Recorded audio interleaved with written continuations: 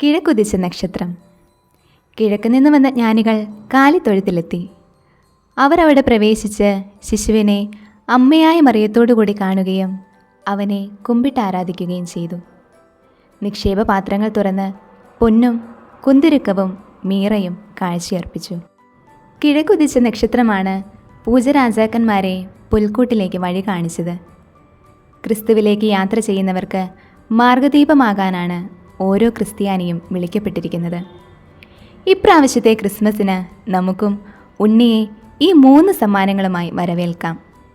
പൊന്ന് ക്രിസ്തുവിൻ്റെ രാജ്യത്വത്തെയും, കുന്തിരുക്കം അവിടുത്തെ നിത്യപൗരോഹിത്യത്തെയും, മീറ പ്രവാചക ദൗത്യത്തെയും സൂചിപ്പിക്കുന്നു. ഉണ്ണി യേശുവിന് സമർപ്പിക്കാൻ ഈ 3 നിക്ഷേപപാത്രങ്ങൾ ഒരുക്കുന്നത് ഇങ്ങനെയാണ്.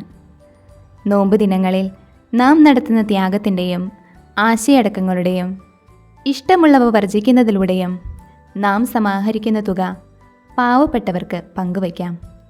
അങ്ങനെ നമ്മൾ പൊന്ന് കാഴ്ചയായി അർപ്പിക്കുന്നു. ഇനി മീറയാണ്.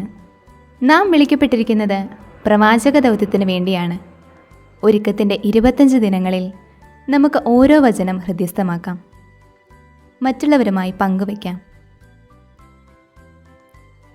25 ദിവസവും വിശുദ്ധ കുർബാനയിൽ പങ്കെടുക്കുകയും കുമ്പസാരിച്ച് വിശുദ്ധ കുർബാന സ്വീകരിക്കുകയും ചെയ്യാം.